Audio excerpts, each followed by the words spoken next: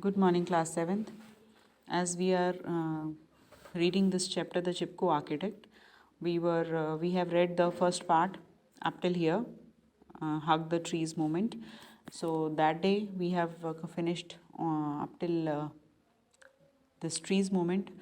We have finished on up till on 11th.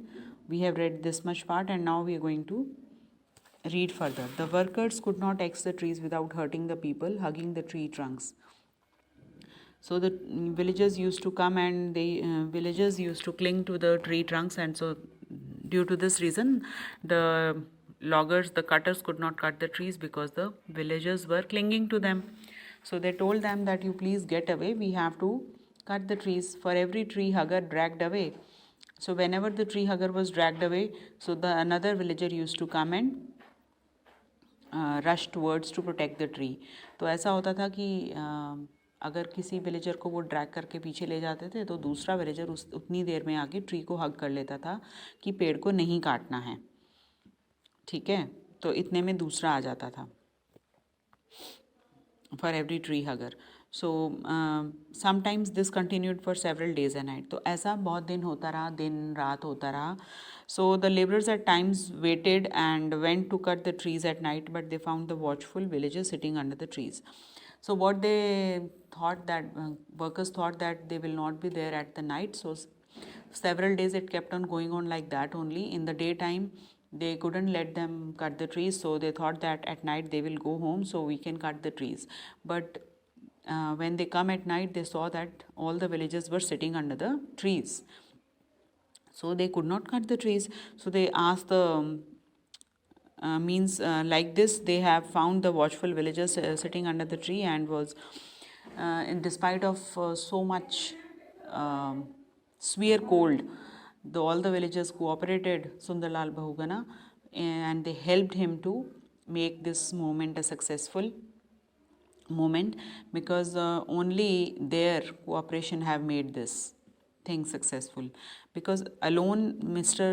Sundarlal could not do anything. तो ये villagers की cooperation से ही इनकी जो मूवमेंट है सक्सेसफुल हुई है. विलेजर्स ने उनको हेल्प किया, कोऑपरेट किया, इसीलिए जो लॉगर्स हैं, जो वर्कर्स हैं, वो पेड़ काट नहीं पाए. नहीं तो उन्होंने अपनी तरफ से पूरी कोशिश की थी वर्कर्स ने कि हम पेड़ काट लें. वो रात को भी आकर देखते थे कि अगर रात को टाइम है तो रात को अगर कोई नहीं देख रहा है तो हम रात को काट लेते हैं. बट रात में भी इतनी ठंड में, हिमालयाज़, एक तो रीजन हिमालयाज़, ऊपर से हिमालयाज़ आपको पता ही है ठंड बहुत होती है, स्नो भी पड़ती होगी वहाँ पे. तो due to means despite of so much cold nights, all the villagers used to sit at night also. They used to spend the night sitting under the trees so that nobody can cut the trees. So the laborers said that it was their job to cut the trees. So one of the laborers, and they tried to talk to the villagers and told them that it is their duty, it is their work to cut the trees, but we cannot cut you because you people are clinging to the trees, so it is very difficult for us to cut the trees, so you please get away, let us do our work. But they did not agree. Villagers ने उनकी एक भी बात नहीं मानी. उन्होंने बोला कि हम आपको पेड़ नहीं काटने देंगे. और डिफीटेड मीन्स इस तरह से जो वर्कर्स थे वो उनको अपनी हार माननी पड़ी. दे वेंट बैक, और वो वापस चले गए. And so the Chipko movement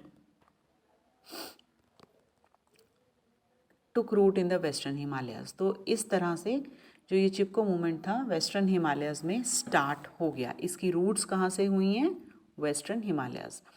for the villagers who had for long enjoyed a close relationship with forest, the movement was a powerful weapon for protecting the Himalayan forest. तो जो यहाँ के villagers थे उन्होंने तो अपनी पूरी काफ़ी लाइफ अपनी इन्हीं के साथ, पेड़ों के साथ, पेड़ों के बीच में ही इंजॉय की थी, स्पेंड की थी. क्योंकि विलेजर्स हैं तो नेचर के आसपास ही रहते हैं, आते जाते रहते थे, जंगलों में घूमते थे, या दिन में जो भी है उनका तो सारा मतलब काम है वो तो नेचर से ही चलता है विलेजर्स का. तो उनका तो it was a close relationship with the forest. Villagers का जो था क्लोज रिलेशनशिप था फॉरेस्ट से. तो उनके लिए तो ये मूवमेंट जो थी एक पावरफुल वेपन बन गई. उनके लिए तो ये और भी अच्छा हो गया. It became a powerful movement for protecting the Himalayan forest. So they used to feel very happy and safe also that this movement will let them save their trees. Nobody will cut the trees now and they will be saved. So for Sundarlal Bahugana,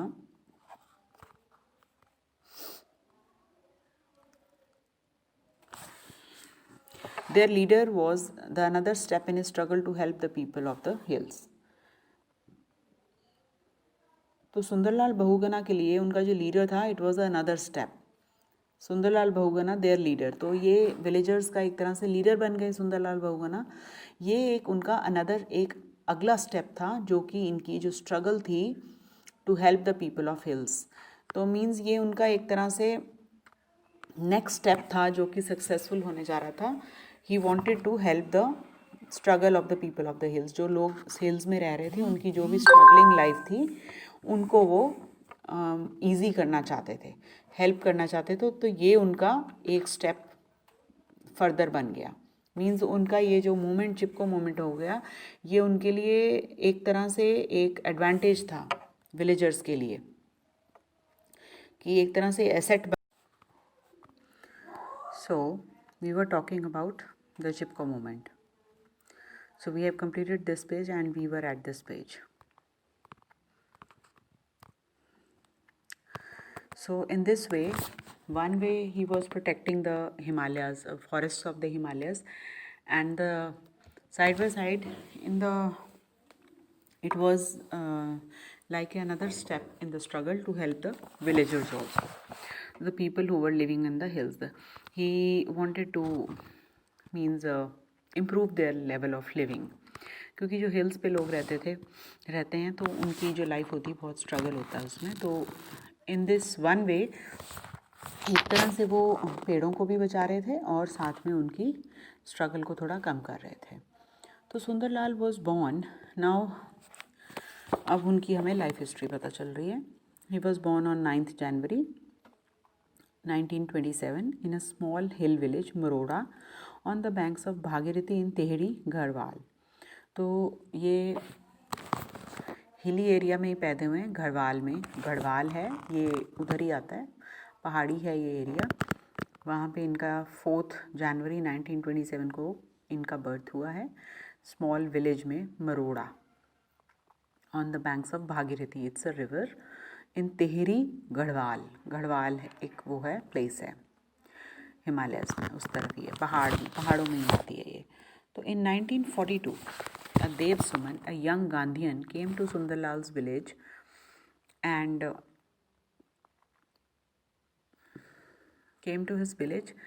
spoke about Gandhiji and the Swadeshi movement. तो 1942 में वहाँ पे एक young man आता है. He was a Gandhian, means he was a follower of Gandhi ji. ये उनकी village में आता है, सुंदरलाल्स की विलेज में आते हैं और वहाँ पे गांधी जी के बारे में बात करते हैं और स्वदेशी मूवमेंट के बारे में भी वो काफ़ी कुछ बताते हैं वहाँ पे. कौन? Dev Suman. Who was Dev Suman? He was a young Gandhian. So he inspired Sunderlal. तो जो सुंदरलाल हैं ये उनकी बातों से बहुत ज़्यादा इम्प्रेस हो जाते हैं, इंस्पायर हो जाते हैं. Who was then only 15. तो वो उस वक्त सिर्फ 15 ईयर्स के थे. To take a pledge to serve the people. But फिर भी उन्होंने अपने मन में ठान लिया था, प्लेज ले लिया था कि मैं अपने लोगों की हेल्प करूँगा, उनको सर्व करूँगा. मीन्स ये मेरी ड्यूटी है कि I am going to serve my people, उनके लिए मैं कुछ भी करूँगा. So Sundarlal soon began to speak publicly of improving the lot of the poor and the oppressed villages. तो जल्दी ही उन्होंने, छोटी उम्र से ही कह लो कि 15 ईयर्स में तो उन्होंने यही सोच लिया था that he took the pledge to serve the people and very early he began to speak publicly. और पब्लिकली उन्होंने बोलना शुरू कर दिया था कि मैं पुअर और अप्रेस्ड विलेजेस, अप्रेस्ड मीन्स जो जिनके साथ गलत हुआ है या जो बोल नहीं पाते हैं, अपने राइट्स के लिए लड़ नहीं पाते हैं, ऐसे विलेजेस की मैं हेल्प करूँगा, उनकी कंडीशन को इम्प्रूव करने की कोशिश करूँगा. So when he was 20, Sundarlal came in contact with the 2 other social workers. So when he was 20 years old, उनके कांटेक्ट में 2 other social workers आए. उनका क्या नाम था? मीरा बहन एंड थक्कर बाबा। तो जब वो 20 ईयर्स के थे, he met 2 social workers, Mira Behn and Thakkar Baba. The meeting inspired him to open a school for Bhangis. और उनके साथ मिलने के बाद तो उन्हें ऐसा लगा कि मुझे एक स्कूल खोलना चाहिए। किसके लिए? स्क्वेंजर्स के लिए। भंगी बोलते हैं हम उनको, जो स्क्वेंजर्स होते हैं। And now you will ask me that what is scavengers. Scavengers बच्चे वो लोग होते हैं जो डेड, जो लोग मर चुके होते हैं, उनके पार्ट्स को खा के जो अपना पेट भरते हैं। मीन्स ऑर्गेनिजम्स और beings those who live on eating the dead people, body parts of the dead people. Means ये जो मरे हुए लोग होते हैं ना, उनकी बॉडी पार्ट्स को खाते हैं ये लोग। इनको भंगीज कहते हैं, स्क्वेंजर्स बोला जाता है इनको इंग्लिश में। तो when he met these 2 social workers, Meera Bahan and Thakkar Bapa, he was so inspired by them that he thought that I should open a school for them, where for whom? For squengers. Squengers, I have told you, the people who feed themselves on the dead people. जो मरे हुए लोगों के body parts को खाते हैं, उनको हम स्क्वेंजर्स कहते हैं. So Sundarlal wanted to know what it meant to be really poor, and so at various times he worked as zamadar, a laborer, a hawker. So Sundarlal जो थे वो ये फील करना चाहते थे कि एक पुअर मैन कैसे रहता है, उसकी लाइफ कैसी है. He wanted to know what it meant to be really poor. He wanted that even I should also realize that what type of life the poor people live. So for that feeling, for that realization, he worked as a Jamadar. Means उन्होंने एक जमादार की तरह काम किया, sweeper कहते हैं जिसे हम. एज अ लेबरर उन्होंने काम करके देखा. एज अ हॉकर, हॉकर होता है बच्चे जो आवाज़ लगा लगा के नहीं बुलाते, सब्ज़ी ले लो एंड ऑल दैट. या कोई छोटे स्टॉल्स वाले होते हैं जिन्होंने चाय वगैरह, या हॉकर हम उनको बोलते हैं जो आवाज़ लगा लगा के गलियों में घूमते हैं ना कि सब्ज़ी ले लो एंड ये ले लो वो ले लो, वो उनको हम हॉकर्स बोलते हैं. तो ये तीनों जो हैं जमादार, लेबरर एंड अ हॉकर, ये आते हैं हमारे पुअर पीपल में ही आते हैं. तो सुंदरलाल बहुगुणा ने इस रियलाइजेशन के लिए that what it feels like to live as a poor, कि I am going to help for the poor, so I should also feel, I should also realise that कि इनकी क्या क्या प्रॉब्लम्स होती हैं. तो उन्होंने खुद वो ऐसे काम करके देखे हैं ये वाले, कि उनको समझ में आए कि इनकी क्या क्या प्रॉब्लम्स हैं या इनको क्या क्या प्रॉब्लम्स फेस करनी पड़ती हैं. सो इन 1956 एट 29, तो वो 1956 में कितने ईयर्स के हो गए थे? 29 के. जब वो 29 के हुए थे, ही मैरिड विमला नौटियाल. तो उन्होंने एक लेडी से मैरिज की, लड़की से, उसका नाम था विमला नौटियाल. एंड उन्होंने टुगेदर दे इस्टेब्लिश्ड एन आश्रम in Siliara village of Tehri Garhwal. So after marriage she was also of same nature, that Vimla Nautiyal, and together they established, उन्होंने एक आश्रम बनाया इन सिलियाड़ा विलेज. कौन सी village? Silyara village in Tehri Garhwal. वहीं के थे ना, ये गढ़वाल के ही थे, तेहरी गढ़वाल के थे. तो वहाँ पे उन्होंने सिलियाड़ा विलेज में एक आश्रम इस्टेब्लिश किया, हस्बैंड वाइफ दोनों ने. Sundarlal has always carried the hill people's hopes on his shoulders. तो he has always tried to shoulder their problems. इन्होंने हमेशा से कोशिश की है कि मैं इनकी कैसे हेल्प कर सकूं, कहाँ तक मैं इनकी प्रॉब्लम्स को अपने कंधों पे उठा सकूं. उन्होंने उनकी सारी जो होप्स थी, जो उम्मीदें थी लोगों की, अपने शोल्डर्स पे उठाई हुई थी, खुद रिस्पॉन्सिबिलिटी ली हुई थी. उनको गाइड करते थे. Then they talked about them to the world outside. उनको गाइड करते थे और लोगों को उनकी प्रॉब्लम्स का बताते थे. और बाहर जब वर्ल्ड में जाते थे तो उनके बारे में बात भी करते थे, ताकि लोगों को अवेयरनेस हो कि देखो गरीबी कैसी है और कैसे गरीब लोग अपने सर्वाइव करते हैं. So he enjoys being with people, laughing heartily with them and sharing with them both their joys and sorrows. So he used to mingle with them. He used to mingle with them. He used to talk with them, he used to laugh with them, sit with them, उनसे बातें करते थे और उनसे उनकी problems share करते थे, हंसते थे, खेलते थे, उनके साथ मज़े करते थे ताकि वो उनके बारे में ज़्यादा जान सकें। ठीक है।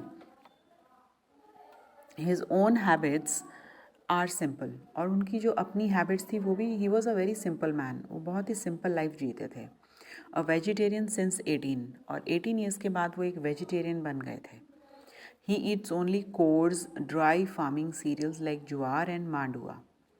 तो 18 ईयर्स से वो वेजिटेरियन थे और वो बहुत ही रफ़ जो है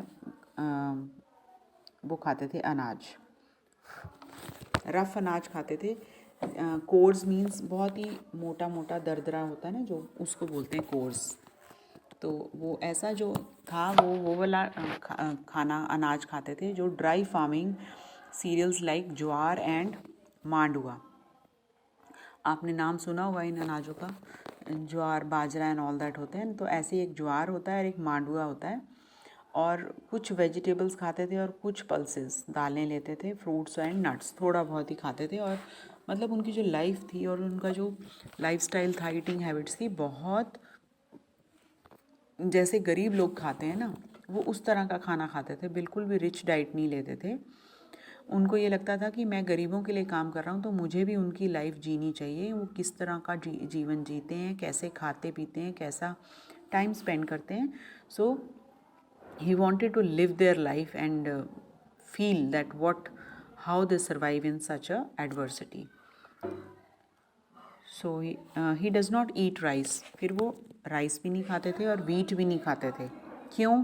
क्योंकि these crops require too much of water to cultivate and there is an increasing shortage of water. तो वो ये वाले जो वीट हैं और जो राइस हैं ये नहीं खाते थे अनाज। क्यों नहीं खाते थे? क्योंकि इनकी जो क्रॉप्स हैं इनमें बहुत ज़्यादा पानी लगता था, बहुत ज़्यादा पानी यूज़ होता था इनको कल्टीवेट करने में। सो और ऑलरेडी वो फील कर चुके थे कि there is an increasing shortage of water. तो वो ऐसे वाले जो क्रॉप्स हैं वो बिल्कुल उनको एनकरेज नहीं करते थे जिसमें पानी ज़्यादा लगता हो। So he does not drink tea as it is a luxury.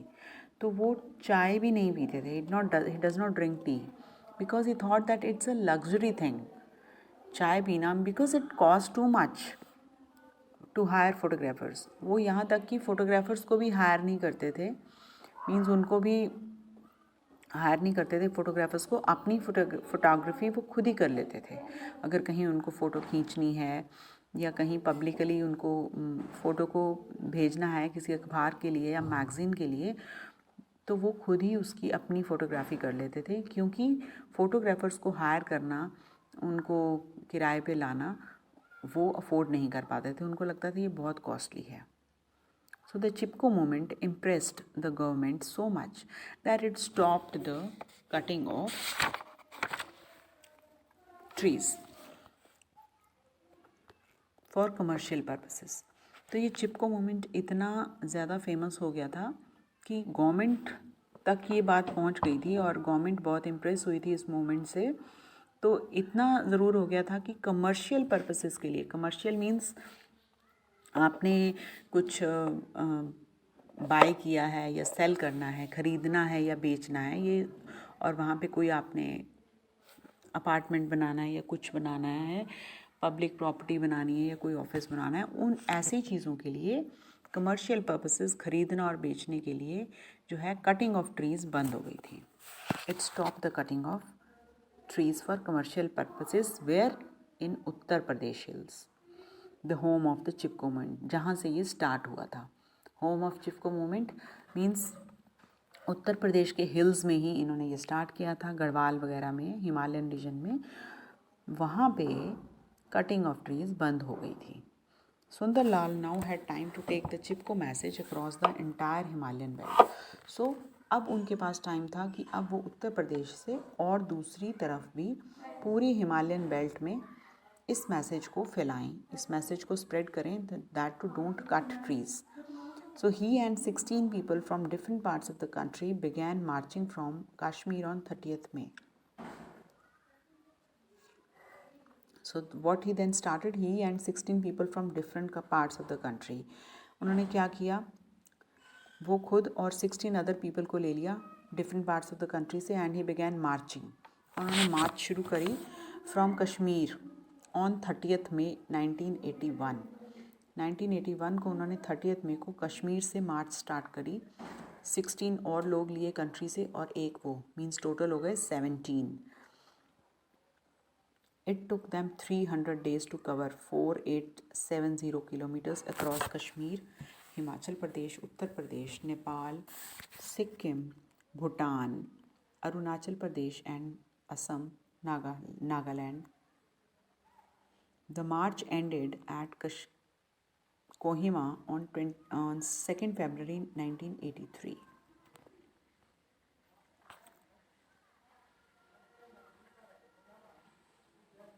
उन्होंने 30th May को स्टार्ट की थी 1981 में ये मार्च. कहाँ से? कश्मीर से.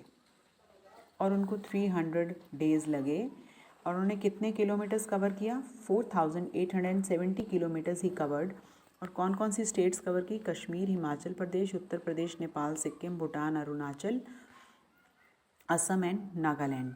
और मार्च कहाँ एंड हुई? कोहिमा में ऑन 2nd Feb 1983 में ये मार्च ख़त्म हुई. उन्होंने ये पूरा मैसेज फैलाया कि सेव ट्रीज, सेव फॉरेस्ट, जाके जगह जगह उन्होंने अवेयर किया लोगों को. So they had climbed mountains as high as 13,000 feet. तो उन्होंने माउंटेन्स पे भी चढ़े, वो जहाँ जहाँ ज़रूरत थी, क्योंकि सारा माउंटेन एरिया था ये. यहाँ पे कश्मीर, हिमाचल प्रदेश, नेपाल, ये इस तरफ अरुणाचल और ये सब, यहाँ तो पूरा हिली एरिया था.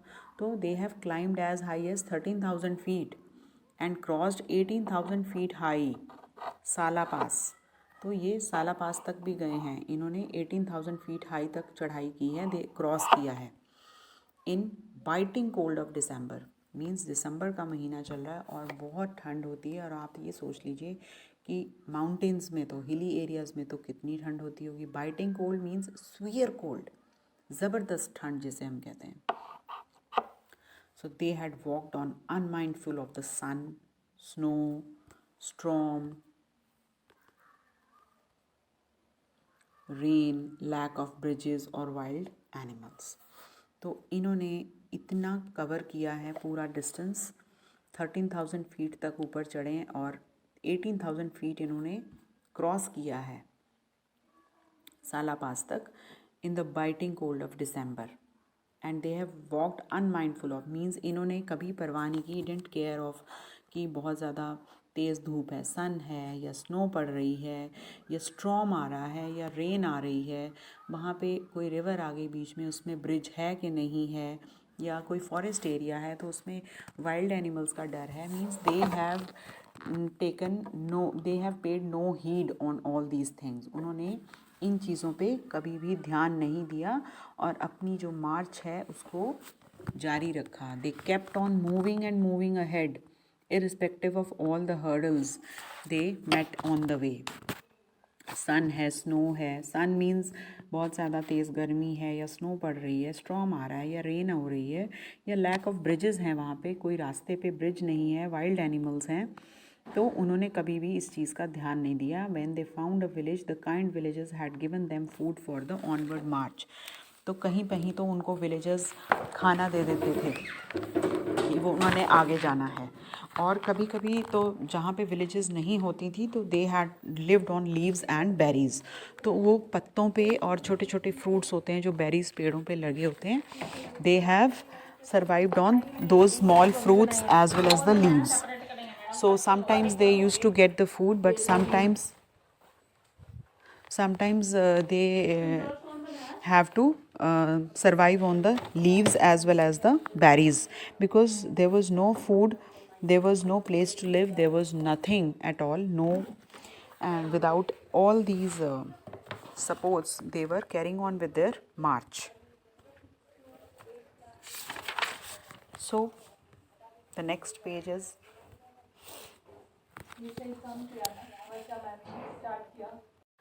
so yes, class 7th, we were talking about this. We were in the last paragraph and I was telling you about that they Chipko movement this movement impressed the government so much that it stopped the cutting of the trees for commercial purposes in Uttar Pradesh hills.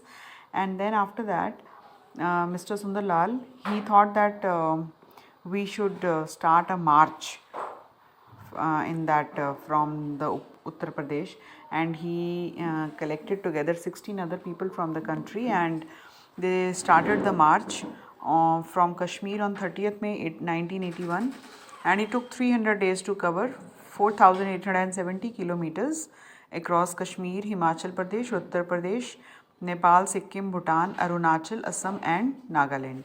So this march ended at Kohima on 2nd February 1983. So they had climbed the mountains as high as 13,000 feet, and they crossed the 18,000 feet high Sala Pass in biting cold of December. So they have overcome all the hurdles on the way to their path to this. They wanted to achieve this goal of creating awareness among the people regarding the deforestation. So they have achieved that thing up to a great extent. They had walked on unmindful of the sun, snow, storm, rain, lack of bridges or wild animals. So they have not they have not paid heed to any of these obstacles, like whether it was snowing very heavily or there was extreme heat, or there was a storm or rain, or whether they have to cross the rivers without the bridges. So they never paid heed to all these obstacles, and they were just going ahead with one thing in their mind, that they have to achieve this goal. So whenever they reach some villages, so the villagers used to give them some food for their onward march, and when there were no villages, they were going through the forests, so they had lived on leaves as well as the berries. तो उनको कई बार खाना भी नहीं मिलता था, और जहाँ पे विलेजेस नहीं होते थे तो वहाँ पे वो पत्ते खा के या छोटी छोटी बेरीज, जो जंगली बेरीज होती हैं, उनको खा के वो अपना पेट भरते थे. So then it was a very educative, said Sundarlal about his Trans-Himalayan march. So whenever he was asked about that, how was this march, so he always remained very positive in this, and his answer was that it was very educative, that he have learnt a lot during this march. About his Trans-Himalayan march, seeing the damage along the route, I felt very sad. So wherever they went, he saw or he observed all the hardships the villagers were facing, or the people living in the hills, whatever struggle they were doing. So he felt very sad, because when he saw people living in that damaged road and carrying on their struggled life, so he felt very sad. But I am happy that we were able to create environmental awareness. But he was happy and satisfied that the goal which he has kept in his mind to create awareness among the people regarding the deforestation, environmental awareness, that he has achieved that. So he was happy with that, I have achieved my aim. So to tell people about the need for afforestation, and wherever we went, we left behind a slogan. तो जहाँ जहाँ भी वो गए, लोगों के दिलों में उन्होंने अपनी जगह बनाई और लोगों को ये समझाया कि डिफॉरेस्टेशन से क्या क्या नुकसान है और एफॉरेस्टेशन की क्या क्या एडवांटेजेस हैं, और क्यों हमें अपने फॉरेस्ट को, अपने ग्रीन ट्रीज़ और प्लांट्स को बचाना चाहिए, इससे क्या क्या हमारे सर्वाइवल में फ़ायदे हो सकते हैं. सो ये सब चीज़ें उन्होंने लोगों को समझाई, पढ़ाई. This was his main goal. So he left behind a slogan, what do the forest bear? Soil, water and pure air. तो उन्होंने जो भी जहाँ जहाँ भी वो गए, वहाँ पे उन्होंने लोगों को ये स्लोगन्स पढ़ पढ़ के सुनाए, पोस्टर्स बनाए, उनको समझाया कि जो हमारे फॉरेस्ट हैं वो हमें क्या क्या दे सकते हैं. हमें सॉइल देते हैं, वाटर देते हैं और प्योर एयर देते हैं. तो ये सब बातें उनके दिमाग में उन्होंने डाली अच्छे से. In Garhwal we have a folk song. तो वो वैसे भी टिहरी गढ़वाल से बिलोंग करते थे. सुंदरलाल बहुगुणा, तो वहाँ पे उन्होंने एक घरवाली सॉन्ग भी बनाया इस चीज़ से related. Do not axe these oaks and pines, nurture them, protect them, we have to preserve them for posterity. तो उन्होंने घड़वाली लैंग्वेज में ही इस चीज़ पे सॉन्ग बनाया। लिरिक्स उसके कुछ ऐसे थे कि do not axe these oaks means इन पेड़ों को आप, एक्स मीन्स वो जो जिससे वो काटते हैं उनसे मतलब आप इनको, don't cut the trees and pines, oaks and pines. Nurture them means उनको आप बहुत संभाल के सहेज के रखिए। Protect them, we have to preserve them for posterity, कि हमें अपनी कमिंग जनरेशन्स के लिए ये सब चीज़ें बचा के रखनी पड़ेगी। पोस्टेरिटी मीन्स कमिंग जनरेशन्स, आने वाली जो आपकी जनरेशन्स हैं, हमें उनके लिए भी कुछ बचा कर रखना है। तो ये सब चीज़ें हम उनको एज अ हेरिटेज आगे दे सकते हैं। So in this chapter we have learnt about that what was Chipko movement and who started this movement. Then in this chapter we have learnt about life history of Sundarlal Bahuguna, how he get inspired. There was a man, Dev Suman, a young Gandhian. He got inspired by this man, and at the age of 15 he pledged to serve the people. And after that, how he started his journey of making aware people of making aware the people towards the environmental problems, and how he took a march regarding this problem, and how this Chipko movement became a great success in Uttar Pradesh, and government got impressed with this movement and it stopped the cutting of trees for the commercial purposes. और उसके बाद उन्होंने इस movement को through out country, different parts of the country में इस message को उन्होंने फैलाया। खुद एक अपनी मार्च बना के लोगों की, अपने साथ 16 लोगों को उन्होंने और इकट्ठा किया, और ये 300 डेज़ में उन्होंने 4870 किलोमीटर्स कवर करते हुए बहुत सारी स्टेट्स को कवर किया, और वो 2 फरवरी 1983 में उनकी मार्च ख़त्म हुई, and he was quite successful in making the people aware of this thing. So in the next lecture we will discuss about the question answers. You try to find out the answers. What are the 5 F's that trees give us? Try to find it yourself. The 5 F's which we get from this is food, fodder, fertilizer, fuel and fiber. Why did Sundarlal start the Chipko movement? You know that why he started to save the Himalayan forests. How did the villagers protect the trees? They used to cling to the trees so that the loggers couldn't cut those trees. What inspired Sundarlal to take a pledge to serve the people? What inspired? नहीं, यहाँ पे who inspired होना चाहिए था. So you can tell the name of that Gandhian Dev Suman, young boy. So why does Sundarlal Bahuguna not eat rice and wheat? Because he thought that these crops require too much of water. That is why he used to eat the coarse and dry farming cereals like jowar and mandua. Then the last question is, what slogan did Sundarlal Bahuguna leave behind where he ever went?